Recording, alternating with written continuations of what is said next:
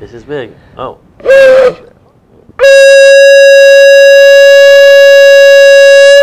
Yep. Wow. There we go. Wow. We're on. Okay. That's big. That's big. Yep. So, think about Rosh Hashanah, though. I was thinking about this last night after we were discussing the topic. It's probably the one holiday out there that the probably that non-religious Jews just really don't understand what it's all about. Passover, that's an easy one. Egyptians enslaved us, we were free. That's an easy one to kind of figure out. Right. But Rosh Hashanah is a tough one, and I'm thinking, some people say it's New Year's. It's New Year's. Let's get our New Year's resolutions. Old Lang Syne, you drink and everybody's happy. Some people say it's apples and honey. You eat your apples and honey for a sweet new year. And other people talk about, no, it's the time when we throw the bread over into the water and the ducks eat the bread. And then you get the deeper people who say, no, maybe it's more about making God king, coronating God as the king again for one more time, or maybe it's about God deciding whether He's going to recreate the world. A lot of different things, but no one really. I'm going to say the non-religious people don't really know. Rosh Hashanah, it's right before Yom Kippur. We know what Yom Kippur is. We understand that Day of Atonement. We're not really sure about Rosh Hashanah. What part of Rosh Hashanah is tradition, just because we've done it for so many years, and what part of Rosh Hashanah is in the Torah? What we're supposed to do? That is an excellent question. So, which part of Rosh Hashanah is in the Torah? Which part of Rosh Hashanah is not in the Torah? All right, we're done. Okay, there we go. Yeah, now let's move on to Yom Kippur. Yom Kippur now. So, it's really interesting, though, because this is a commandment in the Torah. You got to listen to the sound of the shofar. Right. And yet, it seems to me that wherever you go, if you look at any of your, do Rosh Hashanah images, and that one. they're just going to be like lots of apples and honey, right, and all that. And where do the apples and honey come from, first of all? Right. But why so powerful? Why so powerful, apples and honey? And to tell you the truth, I actually want to make an argument for apples and honey. The shofar is nice, but I want to make an argument for apples and honey. Yes, even though the shofar is one of the 613 commandments in the Torah that you're supposed to listen to the shofar blown on Rosh Hashanah, nonetheless, and apples and honey doesn't appear anywhere in the Torah, of course. It's just a custom. All right. But I would like to make a case for apples and honey. Wow, okay, this is new. Certainly, they taste a lot better. Yep. You can enjoy it, and you can drip the honey on your tie and everything like that, and you try to scrape it up. It never really comes off just right. Like getting that apple dipped in there and, between there and your mouth. It's always a mess. And it's fun, it's good tasting. The whole family can do it together. Not everybody can blow the shofar. That's not easy. That's right. Nothing like a little sticky honey all over everything. Yeah. So let's just first understand these two symbols, the apple and honey, and the shofar. So the shofar is a commandment in the Torah. It says that on the first day of the 7th month, Yom Teruah, a day of the sounding of teruah is the sound that the shofar makes, a day of the sounding of the shofar, it shall be. Okay? Now, there are actually many, many reasons given why we listen, why we have to hear the sound of the shofar, but the bottom line is that the Torah says you have to hear the sound of the shofar. That's a commandment. When we have a little prayer that we say right after we hear the sound of the shofar. It's a very interesting prayer. And it says, when we hear the sound of the shofar, we say, if we approach you, God, as children, or if we approach you as servants. If we approach you as children, so then have mercy for us, on us, as a parent would on their children. Right. And if we approaching you as slaves, as servants, so take care of us, you have an obligation to take care of your servants. Okay, so it's very interesting. What is this conversation about servants and slaves and all that? It really gets right back down to a very, very fundamental issue. And this has to do with the whole Torah, which is, do I have to do this stuff? Do I want to do this stuff? Right. How do I feel about it when I do it?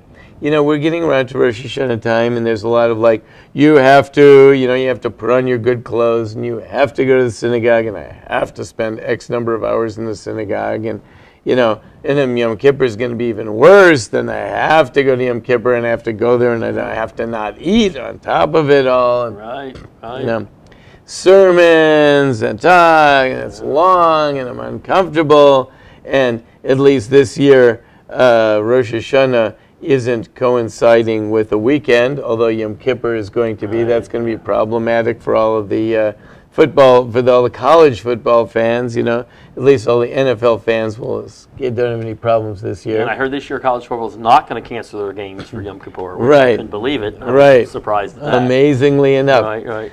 So there's always this tension between, do we have to do these things and do we not have to do these things? So there's two ways to approach all the mitzvahs in the Torah. Okay. How do you view yourself? Me vis-a-vis God. How do I view myself? I could be coming to him like a child, or I could be coming to him as a servant. Meaning, big old God up there, very big, very powerful, could take us out in a blink of an eye, could make me sick, or could make me well, could make me wealthy, could make me poor, could make anything, you know. 1 minute my hand could work, the next minute it couldn't at all, up to God. Well, you know, that's pretty powerful, and I am really scared, and I don't want to mess with him because he's the master, and he could do whatever he wants, and it gets kind of dangerous to mess around with him. Right. And I guess we'd all be pretty well advised to, you know, have that attitude because that's we the can get hurt. master-slave type. That is the servant. Yes, right. There you are. So you're coming to God, is that I'm a servant. You the boss. I'm a servant. I'm not messing around. You know, Okay. I do what you say. That's it. Okay. Then there's, of course, children. Children, entirely different relationship. Children feel a sense of kinship.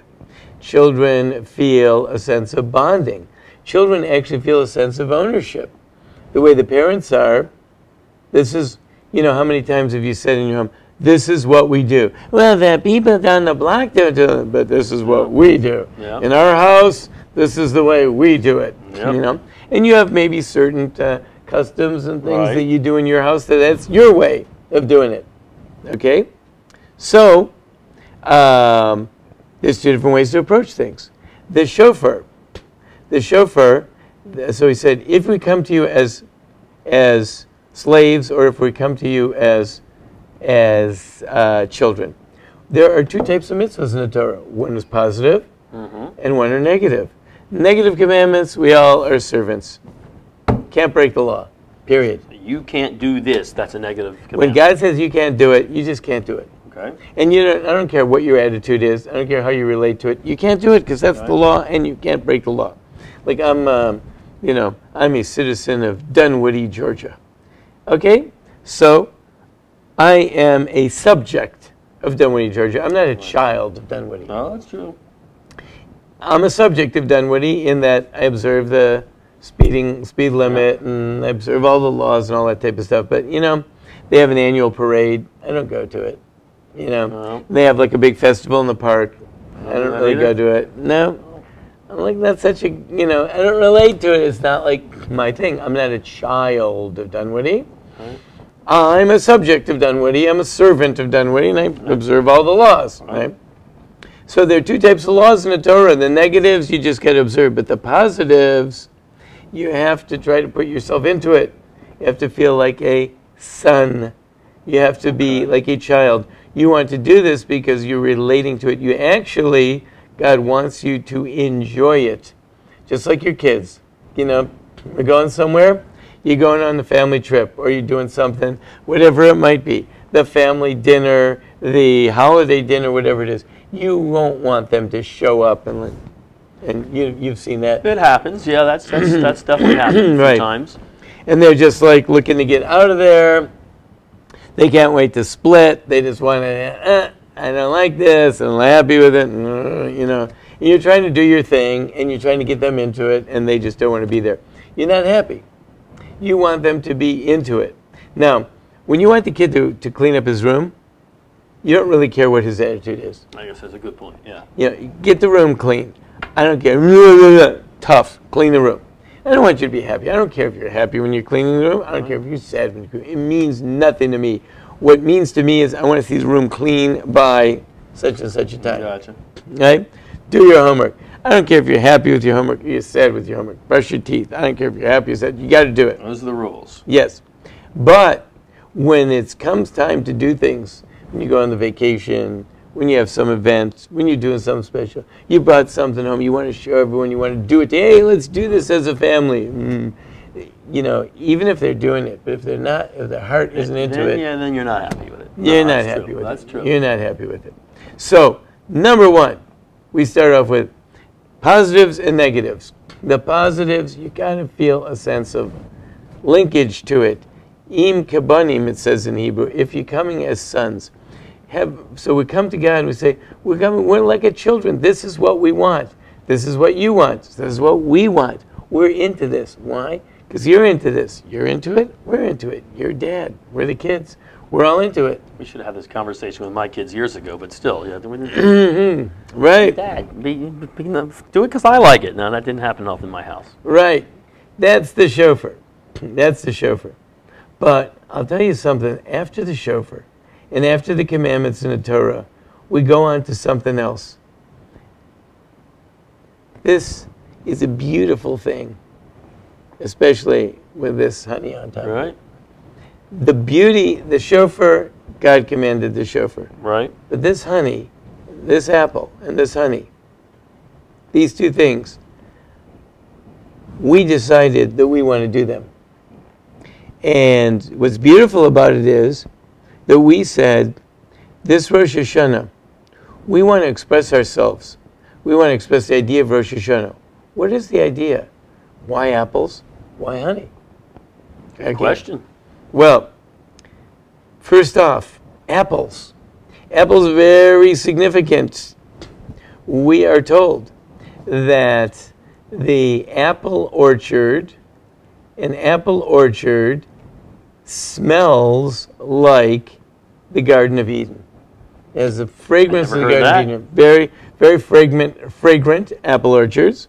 And there is a little bit of a taste of the Garden of Eden. In the Kabbalistic terminology, they talk about this chakal tapuchin, a field or an orchard of apples. It's a very deep Kabbalistic idea. And we might not know all of it.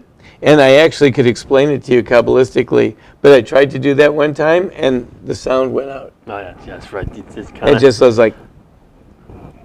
That's a little dangerous there, yeah. You're yeah, not do that. So there's a problem. With that. No problem. So, you know, because there's one person in the audience that's under 40, so anyway, I'm not going to mess with it, but... Good point. Suffice to say... And at the table as well. Yeah. Right. Yeah. Keep trying. Yes. Keep trying. That joke gets lamer every year. Every year I keep getting younger. Right, okay. So these apples, this is a Kabbalistic meaning that really represents the Garden of Eden.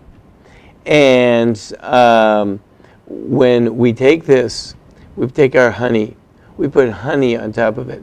Now honey is a really interesting thing because honey is sweet, right? Right. Sweet is a beautiful thing. But honey also has a really interesting property to it. Honey, in halachic terms, honey has the power to overcome or overpower other things. For example, they asked a question in the Talmud, how do you know that honey's kosher? How do you know that honey's kosher? I mean, after all, how do you know that honey's kosher? I don't think I've ever heard about pigs pollinating flowers. Well, what could possibly be not kosher about honey? Yeah, it comes right from the bee, right? Right. So there's two things that could be not kosher about honey. Number one is someone may have put something not kosher in it. Like let's say someone put a piece of pork. That would ruin it. Right? The answer is no. It doesn't. Ooh. Amazingly enough, it does not. If you put pork into food, any food, take some food. I've got a nice stew going, and someone throws a couple of pieces of pork in. Throw it out. The Jews can't eat it. Right. The pork knocked out the whole thing. Are you about to say we can eat honey baked ham? Is that what you're about to say here? You can eat the honey. Oh, but you can't eat the ham. Absolutely not. Oh. And I'm not eating, and you better watch out, make sure there's none of that ham in the honey. But Right. if there was once some non-kosher meat in the honey, of course, and you took it out, Right. the honey would remain kosher. Honey's okay. The meat's not doing well. Yes, the honey would remain kosher.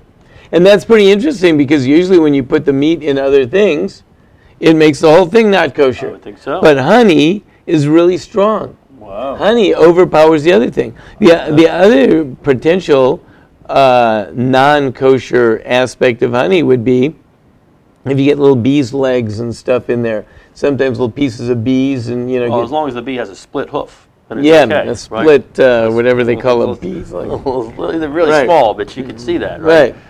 No? Yeah, I have to take out your magnifying glass to if see. that's happening. So if they left little pieces of bee get stuck in there, which from what I understand, I'm not such of a bee guy. I think bees are apiaries. That's not kosher? You can't eat a bee?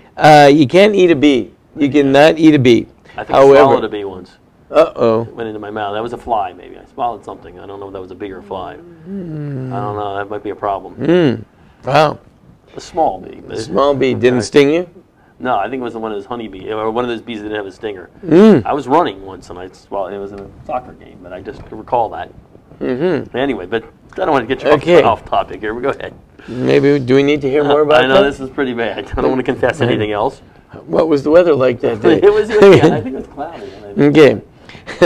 So the honey, even if you got like legs and stuff in there, the honey actually overpowers it. Now, of course, it's supposed to be strained, and I'm thinking, like, this looks pretty clear. I don't see too many like legs or wings or anything floating around in there. Thank God, because I wouldn't be too interested in eating it. Kind of ruined it. But it looks pretty clean, and I think they've cleaned it out and all that. However, if there would be one in there, it would still remain kosher because it overpowers it. Wow. Yeah. Wow. Now, so honey, therefore, honey has the ability to make things kosher.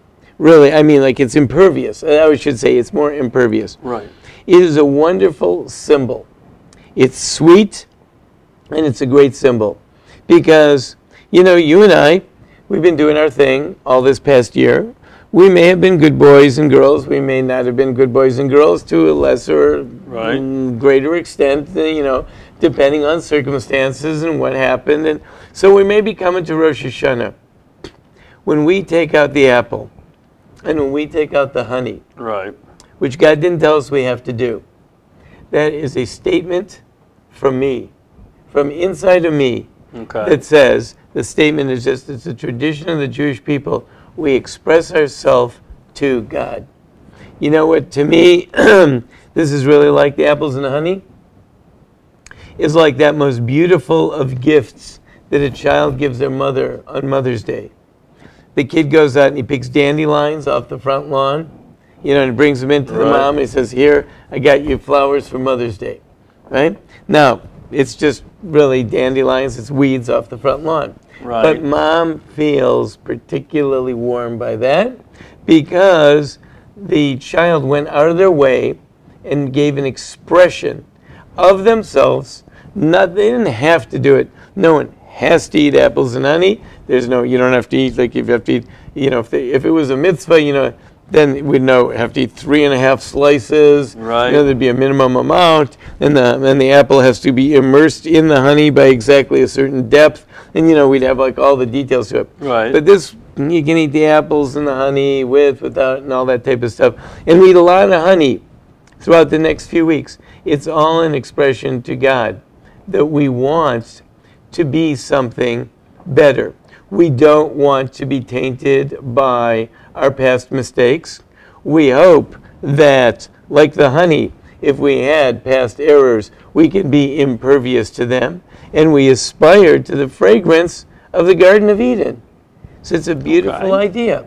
So these customs that we have, these simple little customs, are really, really very significant and deep things, and not to be dismissed, and actually to be embraced, because the observance of the customs is really the definition.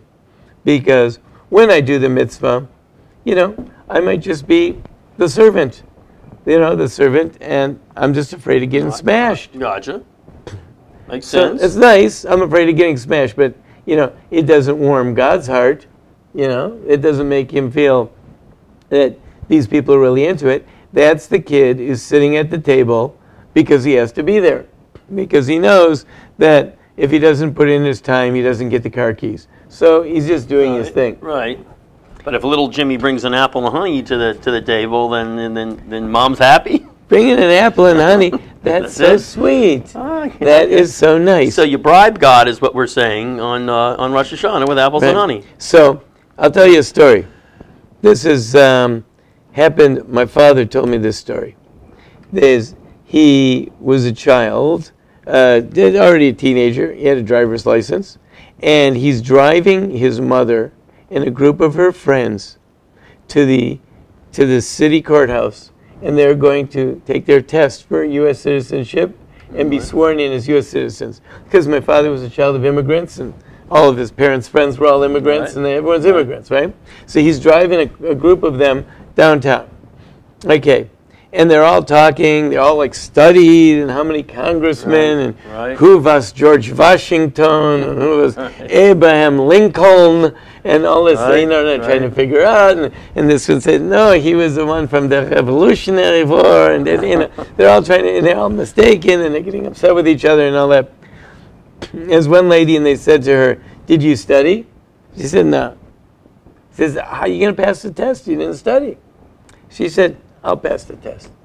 So anyway, my dad goes in, they go in front of the judge. Judge asks each one like a question, you know, like who's Abraham Lincoln, who's George Washington, all that stuff. So they all come up with their answers, you know, this or that, you know. Right. Anyway, this lady comes up. The judge says, who's George Washington? She says, Judge. She says, I don't know from Abraham Lincoln. I don't know from George Washington. All I know is that you are a very good judge, and this is a very good country.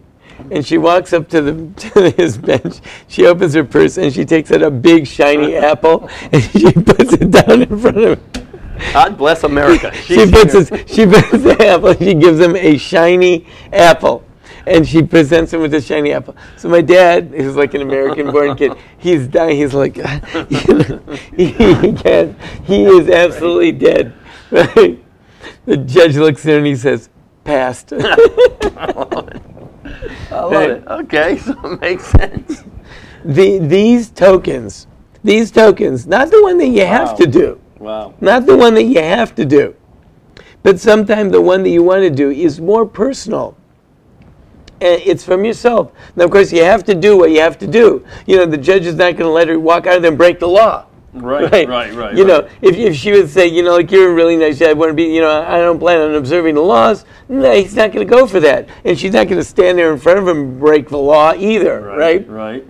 However, when it came to making a personal gesture, so she took out a big shiny apple, and she hands the apple to the judge. So here it is, Rosh Hashanah. We take out a big shiny apple. We're handing it to the judge. We put honey on top of it. We eat it and we say, may it be your will, God, that we should have a good, sweet new year. And what we're saying is, I know, God, you can do this. It's your year. It's your year. I got it 100%. It's totally up to you. We aspire that you're going to have a good year. How are you going to relate to us? Like we're the kids. You want the kids to have a good year? You want your kids to have a good year? Yeah. I want my kids to have a good year. What parent doesn't want his kids to have a good year? Right? Everyone wants the kids to have a good year. So, God, we know you do. And this is what we're bringing to the table. You told us to do the shofar. We did the shofar. Now, we want to bring you something. We want to bring you a shiny apple and some honey, some sweet honey. And that is our custom.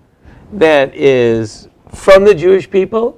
We're not commanded to do it. It's a custom. It goes back centuries and centuries.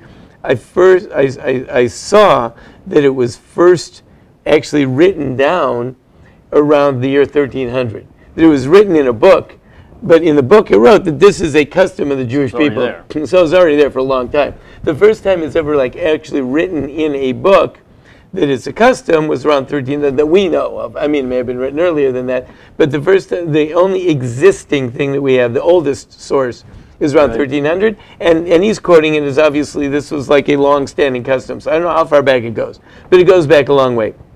These customs are very, very precious and very, very important, and these are the things that personalize our Judaism, and these are the things that bring out the sense of self and the sense of being a child of God. When we listen to this shofar, the sound of this shofar means a lot of things. One of them is God's the king. You know, they blow the trumpets when God comes. The other is God's sitting in judgment. You know, when the proceedings begin. You know, it's kind of scary. Yep. We also aspire that someday the great sound of the shofar is going to blow and cataclysmic and wonderful things are going to happen in the world. We think about that too. The shofar is very intense. The shofar represents the ram that Isaac was offered in place of Isaac on the Akedah when Isaac gave his life, or was willing to give his life and to be laid on the Akedah to be slaughtered. Right. So there's a lot of very strong messages, a lot of messages that represent Judaism and the Jewish people and understanding who God is and who we are. All that is wrapped up in the shofar. It's a very, very, very powerful thing. The apple and the honey is a very, very personal thing and not to be overlooked. We have to express ourselves to God. So we made it up. It's our token and our gift. So when you're enjoying your apple and honey, right, and everyone's going to enjoy their apple and honey. So it's not a simple thing. We're making a major statement to God. And it's not all scary. It's not always, trembling and all that stuff. But is it that simple that, listen, we make this statement to God, God's going to consider us to write us into the book of life for another year? God's going to consider us as children. We want to be identified as children. When we are identified as children, we're confident everything's going to work. Wow. Everything's going to go smooth. If we can just be viewed as children. That's the way we want to. And children appreciate, children identify, children really want to make their parents happy because children identify and understand that their parents, they really are their parents. I mean, they came from them. It's a whole different relationship. It's not like the boss. When you have the boss, so you do what you need to do, right, and you knock off. Like if the work isn't done. Father, we should look at it that way. If the work isn't done, when you're working for the boss, so you'll finish it tomorrow. When you're working, when it's your job, you talk to these people that were raised on the farm or something like that. They finished when the job was done. That's right. The employees finish at 5 o'clock. Right. Yeah. Right. So this is different. Okay, that makes sense. So I guess this is interesting. So you're thinking about what to do on Rosh Hashanah. Obviously, make the offer to your parent, to God, to let them know we consider you our parent, not just our king, not just our boss, but our parent. Right. When you hear the shofar, it's time to eat, to dip some apple in honey. Well, all right. Good stuff. Mmm.